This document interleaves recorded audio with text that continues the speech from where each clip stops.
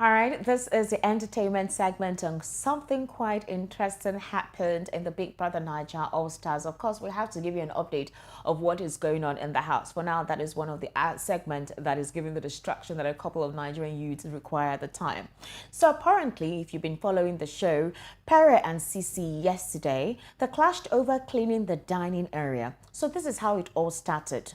It was when the housemates were complaining after the morning workout that only Pere cleaned the dining area.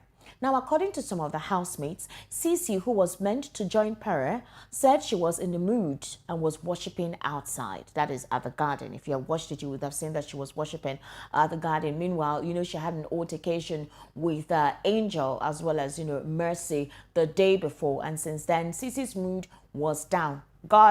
Thank God that the task they had that particular evening before this clash with Pere, the team actually won. Well, so when that particular scenario occurred, of course, Ike approached Sisi, and if you've been watching the show recently, Ike and Sisi have actually gotten quite close. So Ike approached Sisi and informed her that the housemates were not happy, that she was not at the morning meeting, and that she was not doing her duties.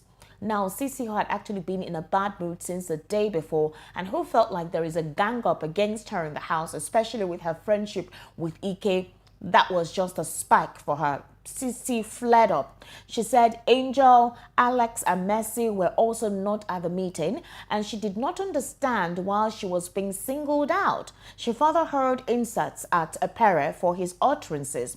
She said, "Shut up. You were a coward looking for," she made all sorts of utterances that I wouldn't like to say on this medium. But if you had watched it, I'm sure you would have heard some of the things that she said.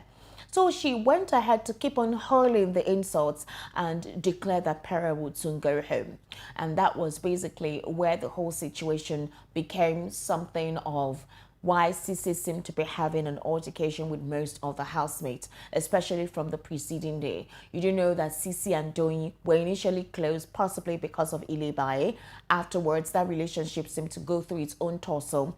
Doyin won the head of house, and then, of course, developing instances occurred, and it seemed like Sisi wasn't, being submissive or respecting the HOH position of Doyin, and there have been quite a number of rancor with some other housemates. The preceding day, Sisi's mood was not up to par, and that caused an altercation between she and Angel, where of course Mercy was also part of it. The following day, that situation about Ike coming to meet her to tell her that the housemates were angry with her for not being in the meeting was the only spark that Sisi needed to just go around the bend. And unfortunately, Pere was the one who bared the brunt.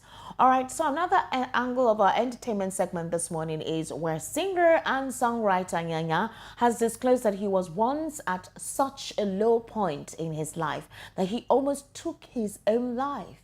Ladies and gentlemen, depression is real, and it doesn't just choose when it comes, and it doesn't choose who it could happen to. So it is only those who disclose the situations that go through in their lives that you get to know that something is actually wrong with them. And Iyanya disclosing this is not the first time. We've also had other Nollywood actors and artists to express how at some point they have almost tilted.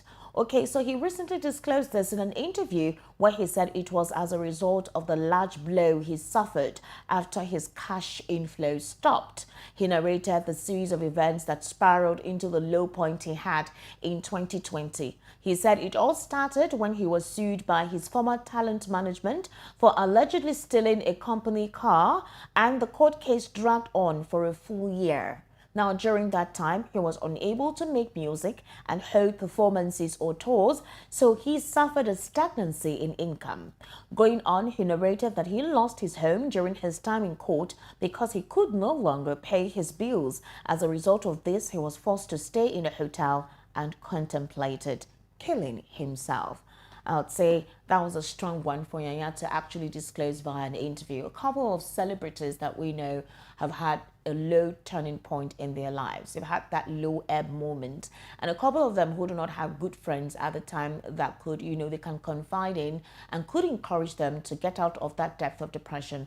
Most of them actually lose it. Some of them just try as much as possible to think of better alternatives than the alternative of committing suicide. But if you know that you're going through depression and you're having suicidal thoughts, it's important for you to go for counseling.